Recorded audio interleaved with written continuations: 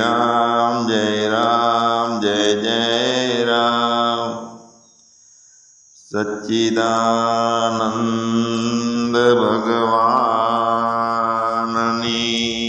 જય.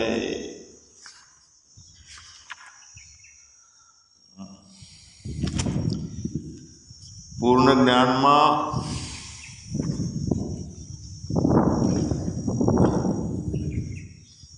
ભગવાન રામને, યુધિષ્ઠિરને, નળ રાજાને વિચલિતતા આવી.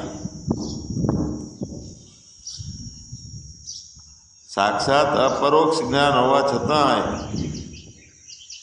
આવા મહાપુરુષોને પણ, આવા ભગવંતોને પણ ડગી ગયા હતા કે હજુ મને કચાશ છે કે શું જ્ઞાનની એમ.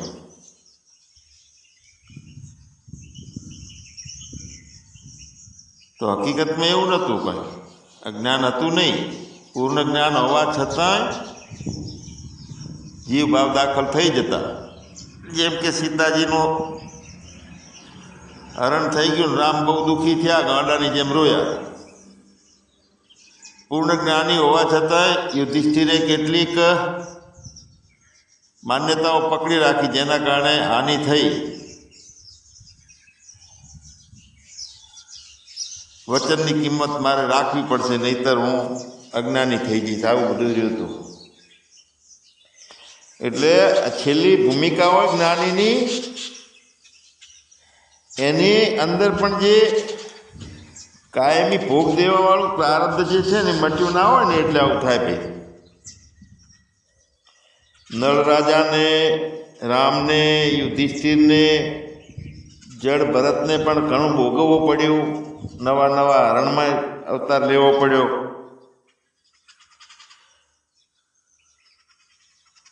જો પ્રારબ્ધ મટી જતું હોય જ્ઞાનથી તો દુઃખ આવે નહીં, દુઃખનો લેશે ના રહે ને એનો અનુભવી ના થાય. પણ માનવ દેહ ધારણ કરેલો છે ને, તો એનો ધર્મ છે, પૂર્ણ આત્માનો ધર્મ છે કે ક્યાંય અધ્યાસ ના થાય કોઈ જાતનો. પણ માનવ દેહ માં અવતરણ છે એટલે અધ્યાસ થાય, એનો ધર્મ છે. પણ જ્ઞાનીને અધ્યાસ થયો હોય તો એનું જ્ઞાન બાદ થઈ શકતું નથી, જ્ઞાન દૂર ના થયા. તો એ રીતે પ્રારબ્ધનું પણ એવું છે. જગતમાં કે દેહમાં સત્ય બુદ્ધિ પ્રારબ્ધ ઉત્પન્ન કરાવી શકે નહીં, દુઃખ આપી શકે. ઓચિંતાની આફત ને એવું ભોગવટાનું થોડોક આઘાત ને આવું બધું લાગે. અંતઃકરણના ગુણો હોય એટલે છંછેડવાનું થાય, છંછેડાવાનું થાય, ક્રોધથી કે મોહથી, લોભથી, આવું બધું બની શકે. પણ પ્રારબ્ધ જે છે એ આ દેહમાં અને આ જગતમાં સત્ય બુદ્ધિ ના કરાવી શકે. પ્રારબ્ધ એટલે જ્ઞાની છે ને એ પાછો અડોળનો અડોળ રહે. એમાં દુઃખી આવે ખરી, દુઃખને તકલીફે આવે, પણ પોતાની બુદ્ધિમાં એવો ફેર ના પડે કે હવે હું અજ્ઞાની છું. કારણ કે મન રહે છે ને. હવે મનનો આત્યંતિક નાશ ક્યારે થાય? છેલ્લે તો પ્રારબ્ધ કર્મના અંતે થાય. એમાં પ્રારબ્ધ કર્મનો અંત સદેહે થાય અને દેહ જતો રહે ત્યારે હોય. દેહ ચાલુ હોય પણ એક વિશેષ પ્રકારનો પ્રારબ્ધ હોય, ઈશ્વર તરીકેનું પ્રારબ્ધ છેલ્લું, કે એને ઈશ્વરી કાર્ય કરવાનું હોય. એ પ્રારબ્ધ તો એ પ્રારબ્ધ હોય.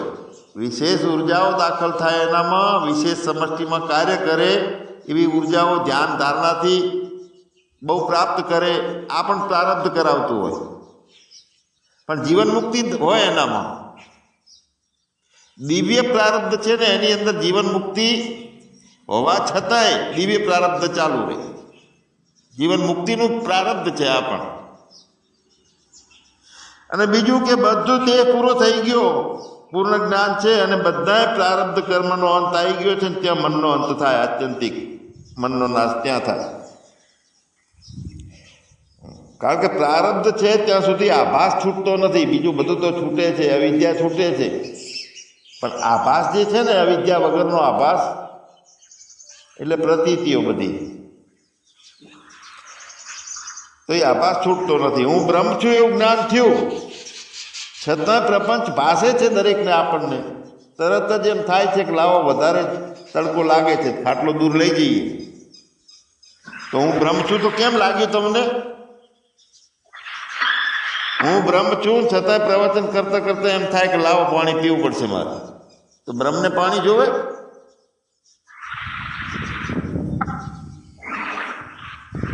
એટલે ભગવાન પ્રારબ્ધ છે ત્યાં સુધી આભાસ છૂટતો નથી. આભાસની અંદર પ્રતીતિ રહે છે, જગત રહે છે. હું કરું છું એવો ભાવનો આભાસ આવી જાય. એટલે હું બ્રહ્મ છું એમ જ્ઞાન થયું હોય છતાંય પ્રપંચ ભાસે છે. દોરડી કોઈક વખતે શોભના કારણે સાપની જેમ દેખાવા લાગી, અંધારું હતું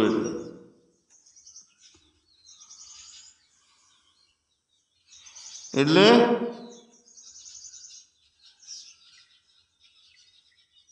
તો દેખાવા દો, બીજું શું જ્ઞાનીને ખાલી દેખાય અત્યારે જ આજવાના જળ દેખાય સામે તાકી રહી હોય, અથવા સમુદ્રના કિનારે છીપલા હોય ને એની અંદર એક અબ્રકનું પડ હોય, એને રૂપા જેવું લાગે આપણને, તો ખબર છે કે આ રૂપું નથી, અબ્રક જ છે, તો દેખાવા દો બીજું.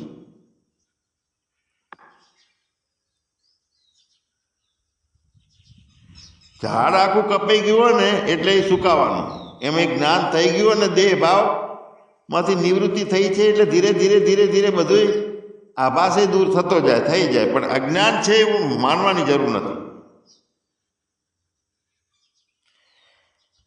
એટલે પૂર્ણ બોધ છે, પોતાની પૂર્ણ સમજ છે, તો પૂર્ણ સમજ છે તો પૂર્ણ પ્રપંચ ખતમ થયો હોય.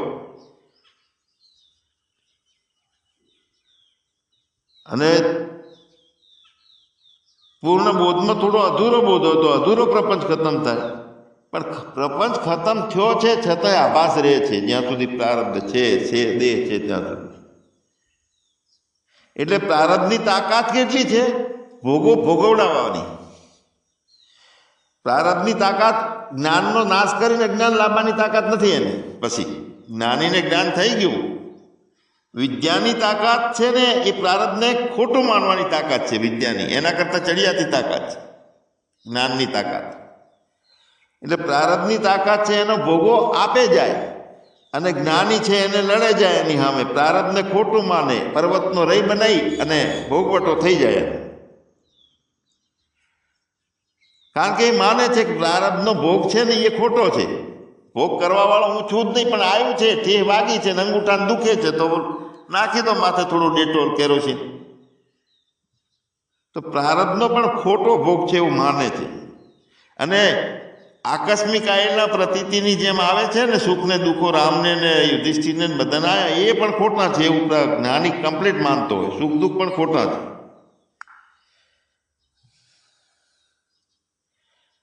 તો જ્ઞાનીએ જો ક્યાંય ભૂલ થતી હોય તો આ થાય છે. ભૂલથી પ્રારબ્ધનો ભોગ સાચો છે એવું માની લે, અને સુખ દુઃખ થોડાક સાચા છે, મારે ક્યાં ક્યાં અટકી ગયો છું ને આવું વળી પાછું મેં શંકા ચાલુ થઈ જાય. ખરેખર પ્રારબ્ધે શું કામ કર્યું કે આ વિદ્યા, આ આત્મજ્ઞાન પ્રાપ્તિ કરવાની લાયકાતી પણ પ્રારબ્ધથી મળી છે આપણને. તો બધા થઈ જતા હોત, જ્ઞાનમાં ચાંદરૂપ થયો હોત, બધા કેમ બીજા વિષયોમાં ધચ્યા પચ્યા રહે છે, જ્ઞાનમાં આવતા નથી? તે એમનું એ પ્રારબ્ધ છે. એટલે વિદ્યા છે, જ્ઞાન છે, એ પ્રારબ્ધનો નાશ નથી કરી શકતું. પણ પ્રારબ્ધ કર્મ જે છે એના કારણે વિદ્યા આત્મજ્ઞાન પ્રાપ્ત થાય એવી ભૂમિકા નિર્માણ થઈ છે, એ ચોક્કસ. હવે વિદ્યા પ્રાપ્ત કરી કરી અને કેટલે અટકે છે ત્યારે આપણને સંતોષ થાય છે કે હા, જેમ અગ્નિની અંદર તાપીએ છીએ એટલે ગરમી છે એવો અનુભવ થાય છે,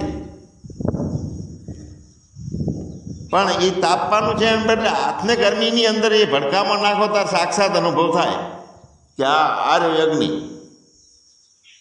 પેલું જાણાય, ગરમીને જાણી શકાય દૂરથી, માની ગરમી કે છે એવું માન્યું, પણ ગરમીની અંગાથે બથ ભરીને એટલે સાક્ષાત ગરમીનો અનુભવ થાય. હવે પોતાની દશા જે છે એ બ્રહ્મદશા છે જ્ઞાનીની, એમાં જીવ ભાવની ઉપસ્થિતિ નથી નથી નથી, ત્યારે જ એ બ્રહ્મજ્ઞાની છે. નિરુપાધિક બ્રહ્મમાં જીવ ભાવની અનુવૃત્તિ નથી, એટલે કે ઉપસ્થિતિ નથી, એની હાજરી નથી. બે ભેગું રહી શકતું નથી. બ્રહ્મજ્ઞાન અને જીવ ભાવ બે ભેગું રહી શકતું નથી. અને જો બે ભેગું રહેતું હોય ને, ઘડીક વાર જ્ઞાની છે ને ઘડીક વાર અજ્ઞાની એમ છે, તો જ્ઞાન થયું નથી, કચાશ એટલી.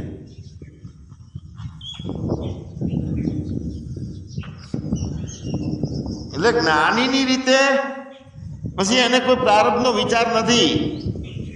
મારે પ્રારબ્ધ પડ્યું છે ને હું દુઃખ ભોગવું છું એવો વિચાર નથી. ભોગવાઈ જાય. મસ્ત એસીની ફર્સ્ટ ક્લાસ ટ્રેનમાં જ્યાં હોય ને વળતા પાછું જાજરૂન પાસે હુતા હુતા આવવું પડે, તો આયા કઈ દુઃખી છીએ કે ના? શેનું દુઃખ?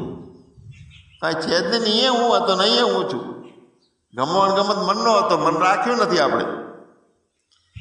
એટલે પ્રેક્ટિકલ જે જ્ઞાન છે એ અપરોક્ષ જ્ઞાન છે, પ્રેક્ટિકલ છે. અને થિયરિકલ છે ને એ પરોક્ષ જ્ઞાન. એટલે જેને પોતાનાથી નોખી અવિદ્યા રહેતી નથી, પોતાનાથી નોખો જીવ ભાવે નથી રહેતો, અને પોતાનાથી નોખી જીવ ભાવથી ઉભા થતા કાર્યો કે પ્રારબ્ધો રહેતા નથી પોતાનાથી નોખા. નોખું છે નહીં, નોખું થવાનું નથી. નોખું હતું નહીં. હતું ત્યારે અજ્ઞાન હતું, ત્યારે હું નહોતો, બ્રહ્મ નહોતો, ભૂલાઈ ગયેલો હતું. એવો સાચો સમજ પોતે જ્ઞાની થઈ જાય. મન હોય છતાં અમન જોવા છતાં અજ્ઞાનની રીતે પહેલા જોતો હતો, એને બદલે નજર બદલાઈ ગઈ. અત્યારે જ્ઞાનીનું દર્શન છે એમાં અદ્વૈત દર્શન છે, દ્વૈતનું દર્શન નથી એમ જ્ઞાની.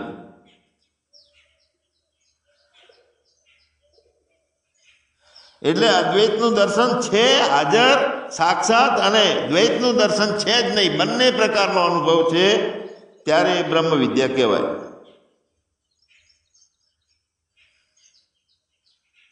જેટલા શરીર જોઈએ મનુષ્યના, પ્રાણીના, જેટલી બધી જે જોઈએ ત્યાં દ્વૈત ભૂલાઈ જ ગયેલું હોય, બે પણ ઊભું જ થતું નથી.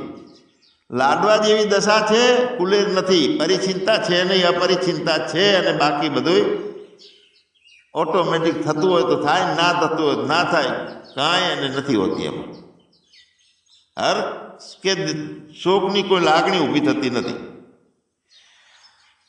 તો અમે તો ઘણા વર્ષથી સાંભળીએ છીએ, પણ આવું સાક્ષાત્કાર કેમ થતો નથી? તો એના માટેનું શું કરવું પડે? તો એના માટે મોટા ડૉક્ટર પાસે જઈ મોટું ઓપરેશન કરાવવું પડે, મૂળમાંથી રોગ કાઢવાનો.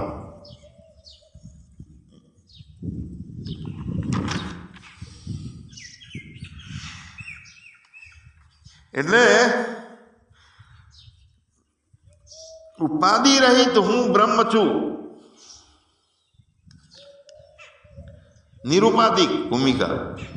અને ઉપાધિ સાથે, કોની ઉપાધિ? અજ્ઞાન સાથેનો જે ભાવ છે તે જીવ ભાવ છે. નિરુપાધિક બ્રહ્મ એટલે એના સીમાડા કોઈ નથી રહ્યા, પરિચિંતા નથી રહી, અને કોઈ જાતની ઉપાધિ નથી રહી, માયાની નથી, અજ્ઞાનની નથી. એમાં જગતે નથી. બધા છેડા કાપીને ફક્ત એકલી વીજળી એમને એમ રહી હોય પોતાના રૂપમાં. એમ કોઈ મીટરમાં નથી આવી, કનેક્શન નથી, ગોળો નથી બની, કશું બની નથી. જેમ થયું હું વીજળી જ છું, બાકી બધું ફોક છે. એટલે કોઈ એને વ્યક્તિભાવ નથી, કોઈ નાનો સીમિતતા નથી, સીમાડા નથી, અવધિ નથી એને કોઈ, અને ઉપાધિ નથી. એ નિરુપાધિક પોતાનું હોવું. અને જીવભાવમાં સંકુચિતતા અને પરિચિંતા છે. હું આવડો છું, બટકો છું, 5.5 ફૂટનો છું. એટલે બંને વચ્ચેનો ફેર છે જીવભાવનો ને. એટલે બ્રહ્મ ઉપર કોઈ ઉપાધિ નથી રહી. બ્રહ્મ ભાવ છે, એમાં કોઈ મન, બુદ્ધિ, ચિત્ત, અહંકાર કે અજ્ઞાન કાંઈ ટક્યું નથી. મને નથી, બુદ્ધિ નથી, ચિત્તે નથી, અહંકારે નથી, અજ્ઞાને નથી. બધી ભરેલી મટકી પટકી નાખી ગુરુદેવના ચરણે. અસ્તિત્વમાં એને વેરી નાખી, ખતમ કરી નાખી. નાકું છે, નાકું છુવા ના હોવા ના, એવું થઈ ગયું. કાંઈ નથી. તો કાંઈ નથી તે તો પૂર્ણમદ પૂર્ણમિદમ પૂર્ણાત પૂર્ણમુદચ્યતે,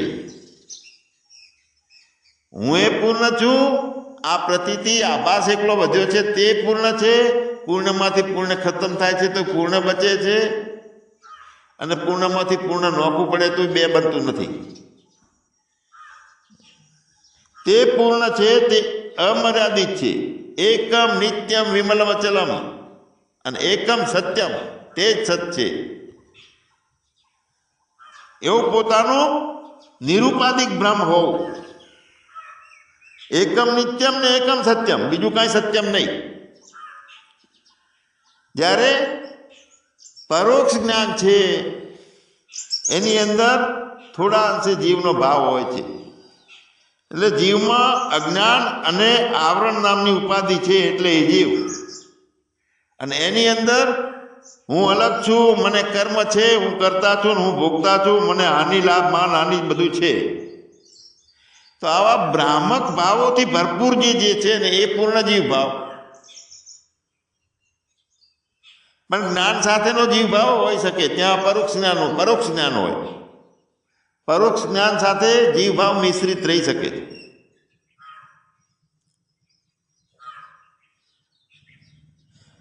એટલે જે નિરુપાધિક બ્રહ્મ છે એની અંદર જીવ ભાવની અનુવૃત્તિ હોતી નથી, એટલે કે અનુસરણ હોતું નથી, ઉપસ્થિતિ હોતી નથી. નિરુપાધિક બ્રહ્મમાં જીવ ભાવની કદીએ, અને કદીએ ઉપાધિ કે ઉપસ્થિતિ નથી હોતી, અને છતાં આપણે એમ કહીએ કે મારે હજુ કેમ કચાશ છે, મને કેમ દુઃખ આવે છે.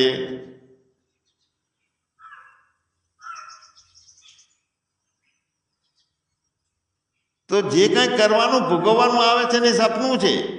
सपने को क्यों अपना समझे, क्यों रेती का महल बनावे, परछाई के पीछे भागे हाथ कछु ना आवे. सेज पण बुद्धि ની રીતે વિચાર થાય છે તો તે થવાના, પણ એની અંદર જ્ઞાનીને પકડાય નહીં કશું. એટલે નિરુપાધિકતા, એમાં કોઈ દાડો કોઈ ઉપસ્થિતિ જીવ ભાવની ઉપસ્થિતિ નથી. અને જીવ ભાવની ઉપસ્થિતિ છે નિરુપાધિક બ્રહ્મ, તો તે બ્રહ્મ હોય નહીં. બ્રહ્મ નથી રહેતો, એ જીવ બની જાય છે તરત. ઉપાધિ રહિત બ્રહ્મ અને ઉપાધિ સાથેનો તો તે બ્રહ્મ નથી, તો જીવ છે, તો ઈશ્વર છે.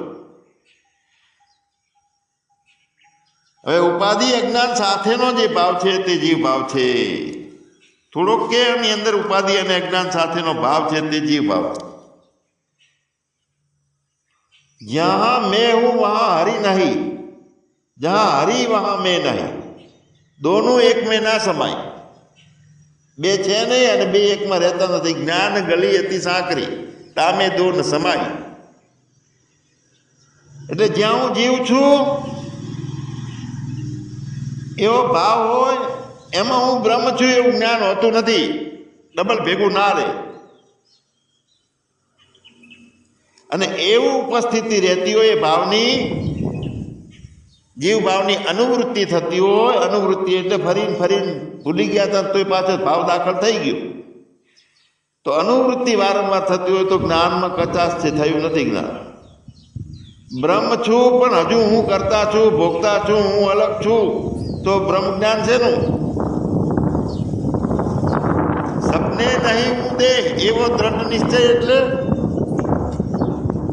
એટલે હું કરતા નથી, ભોગતા નથી, ને અલગ નથી કોઈથી, અને મારાથી કાંઈ બીજું છે નહીં. જો એની અંદર ખાંચ રહી ગઈ હોય, ખામી રહી ગઈ હોય તો અધૂરું જ્ઞાન અથવા ખોટું છે. બીજો છે અને બીજાની જોડે બીજો માનીને વ્યવહાર ચાલુ થાય છે. પ્રપંચ સાથેની ખટપટ ચાલુ થાય, રીહો ચાલુ છે, ઠપકા હાલવાના ચાલુ છે. તો એમાં ભાવ તમે જુઓ, ભાવ થયો છે. જીવનો ભાવ ના થતો હોય તો બરોબર છે, ખાલી નાટકની રીતે બધું થાય. પણ ભાવ થઈ જતો હોય ને સાચું કરીને એમાં ક્રોધ, કામ, લોભ ઉત્પન્ન થઈ જતો હોય, પાછળથી એકબીજાની ખોદણી ચાલુ થઈ જતી હોય, તો એ જીવ ભાવ છે. ખરું જ્ઞાન એટલે અહમ બ્રહ્માસ્મિ, એટલે ત્યાં તરત જ જીવ ભાવનો નાશ થઈ.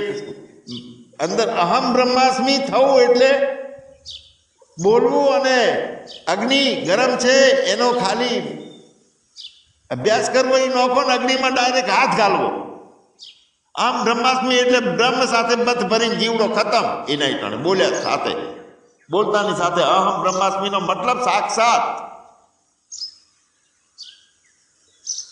અને સાક્ષાત તો એમાં હજુ હું કરતા છું, ભોગતા છું, હું અલગ છું, મારે કંઈક કોઈક વખતે દુઃખ આવે છે, મારા પ્રારબ્ધો છે, તો એ ગોટો છે, ગોટો. ખરું જ્ઞાન એટલે અહમ બ્રહ્માસ્મિ, ત્યાં તરત જ જીવ ભાવનો નાશ.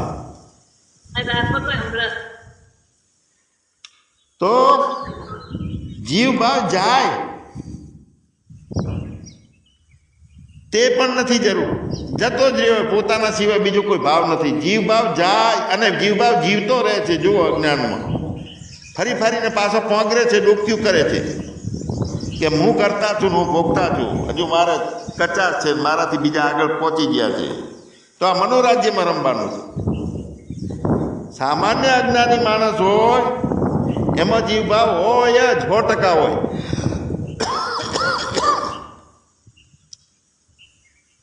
તો જ્ઞાની પણ હોય છે, એમાં જીવભાવ હોય છે. તો હા, જ્ઞાનીમાં પણ જીવભાવ રહે છે, પણ સંપૂર્ણ જ્ઞાનીમાં જીવભાવ હોય તો ના. જ્ઞાની અને સંપૂર્ણ જ્ઞાની ક્યાંક આપણે બથ ભરી છે, ઇન્દ્રિયોના વિષયો, અર્થોત્પત્તિ, સંતતિ, સંપત્તિમાં મોહ, આ બધું ફસાઈ રહેલા છીએ. તેમાં જીવભાવ છે. એટલે અરે કેટલા એવા મહાપુરુષો જોયા છે કે ઘરમાં પાછળ બેસી જાય ખાટલી માટલી લઈને, 15 વર્ષ સુધી કોઈનો સંસર્ગ ના કરે, મોઢું ના જુએ, કોઈ વિષયની જરૂરિયાત નથી, કોઈ વિષયોમાં ના રહે, કોઈ એના હિસાબ કિતાબોમાં ના રહે.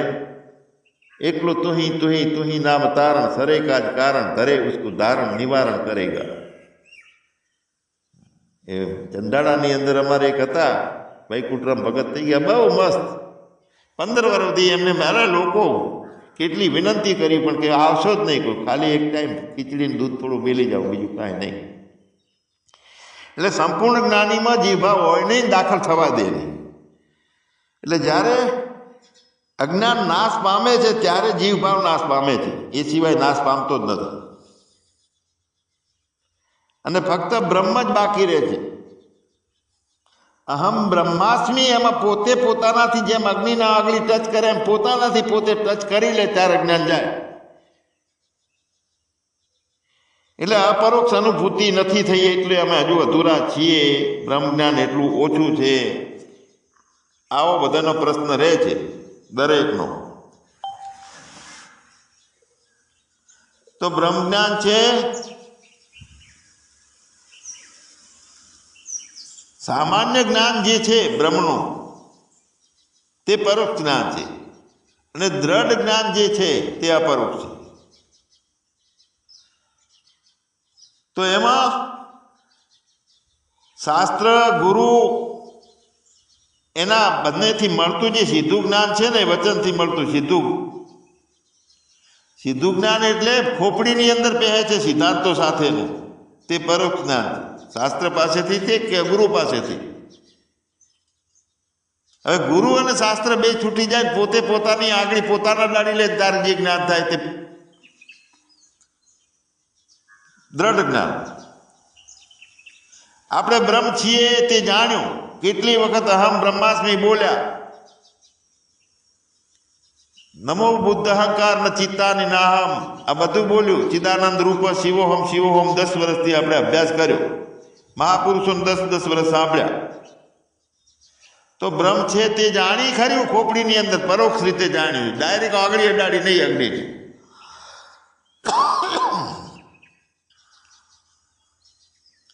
એટલે અનુભૂતિ થઈ ને કે ભાઈ અમને જ્ઞાની છે. અત્યારે કેટલાક માને છે, માનસિક અનુભવ થાય, માનસિક સમજ, પણ જીવનો ભાવ જીવતો હોય છે. જીવનો ભાવ જીવતો હોય છે એમાં. કારણ કે હવે મારે જરૂર નથી ગુરુની, જરૂર નથી જ્ઞાનની, જરૂર નથી, હું જ્ઞાની થઈ ગયો. આવું પણ થાય. એટલે મનમાં સંકલ્પો, રાગ, દ્વેષ, અહંકાર હજુ હોતું હોય છે ને, જે જો મોડું હોય તો બીજાને અસર ના કરે ને સાચું હોય ને જીવ ભાવનું તો તરત બીજાને અસર કરે કે ભાઈ આ માણસ ખોટો છે, પ્રપંચવાળો છે, છેટારો એને.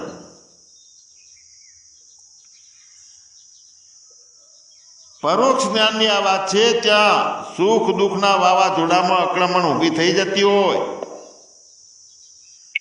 અને જીવ ભાવ થોડોક જીવતો ચાલુ થઈ જતો હોય છે પરોક્ષ જ્ઞાનમાં. અને અપરોક્ષ જ્ઞાનમાં શાસ્ત્ર અને ગુરુના વચનથી મળતું જ્ઞાન હોય પણ સીધું પોતાના પડદા ચીરીને અંદર સીધી જેમ ભાલો કહી જાય એમ છે. હું બ્રહ્મ છું, સ્વયં હું છું. બ્રહ્મ હશે એમ નહીં, થોડો થોડો જાણ્યો છે એમ નહીં, સ્વયં હું છું, સાક્ષાત હું છું, સીધો અનુભવ. હું જ બ્રહ્મ છું, સાક્ષાત્કાર પોતાનો, કે જ્યાં જીવ ભાવનો સંપૂર્ણ નાશ. થોડી થોડી અગ્નિ હોય છે તો મેં ઘાસના તણખલક ફોતરા રહી જાય અથવા ઉડીને બહાર જતા રહે, પણ મોટો ભડકો હોય ને તો ભડકામાં એવું હોય કે આજુબાજુના હોય ને એ ખેંચે નહીં, ભડકામાં આવે, કારણ કે હવા પાતળી થઈ ગયેલી હોય. એટલે જીવ ભાવનો સંપૂર્ણ નાશ એટલો જ્ઞાનનો પ્રકાશ છે પોતાનો. મનના સંકલ્પો રાગ દ્વેષ અહંકાર હજુ હોય તો લીલાની રીતે હોતું હોય તો હોય, સંકલ્પ રહિત અવસ્થા છે એ પૂર્ણ મનની શાંતિ છે ત્યાં અપરોક્ષમાં. ક્યાં હલચલ હલબલાટ નથી એને પછી ડગવાનું કે દુઃખ થયું ચિંતા કરવા બેહવાનું થોડો કંઈ 5 મિનિટ માટે લમણે હાથ ના હોય એનો પછી અપરોક્ષ જ્ઞાનીનો. એ સુખ દુઃખના વાવાઝોડામાં અકળાય નહીં. જીવન મુક્તની એક મજા છે, મુક્ત ગગનનું મસ્ત પંખી, એટલે સહજ મુક્તિનો અનુભવ હોય અપરોક્ષમાં. એટલે ભગવાન શાસ્ત્રોથી ગુરુનું વાતોથી સિદ્ધાંતથી જાણવામાં આવે છે કે બ્રહ્મ છે, આત્મા છે, તે સત્ય છે. તો આ સીધો અનુભવ નથી.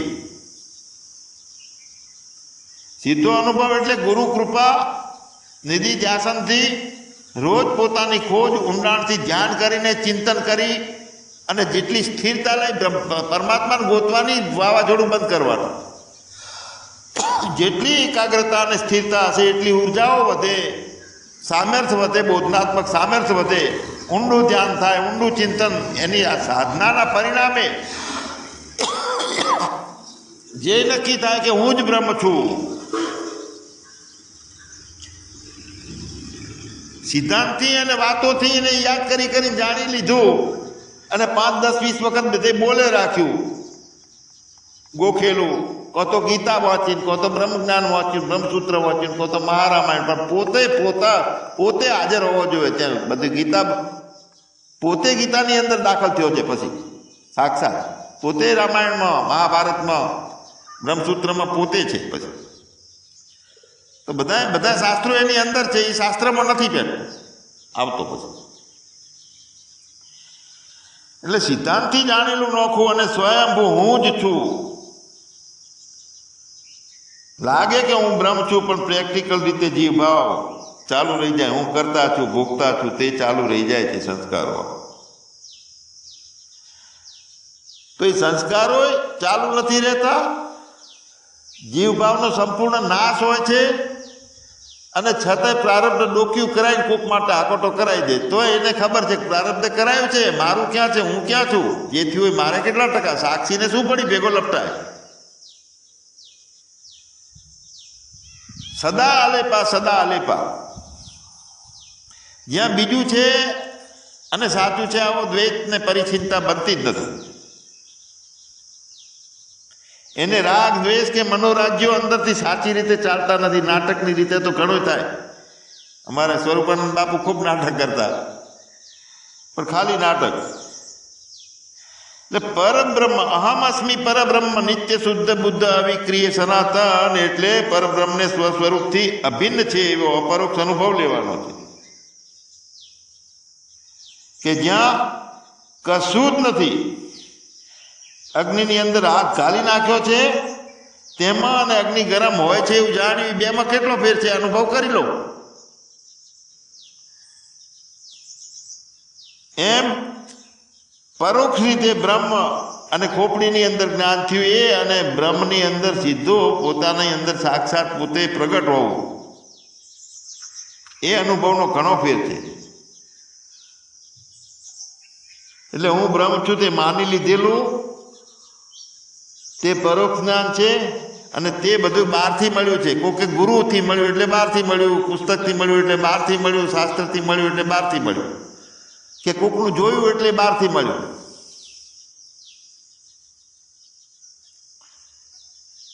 અને બહારથી મળેલું હોય એમાં જીવ ભાવ જીવતો રહે છે. અજ્ઞાન પાછું હોય છે. એને એમ લાગે કે મુક્તિ ભવિષ્યમાં મળી જશે, હવે પૂર્ણ જ્ઞાન થઈ જશે. અરે બીજું કાંઈ નથી, તમે છો, આપણે છીએ. સાક્ષાત આપણું હોવા સિવાય બીજું કાંઈ નથી. કાંઈ જગતે નથી, પ્રપંચે નથી, ત્રણ ગુણે નથી, કાળે નથી, કાંઈ નથી. બધું લોલમ લોલ, ફોકમ ફોક છે. સચ્ચિદાનંદ ભગવાનની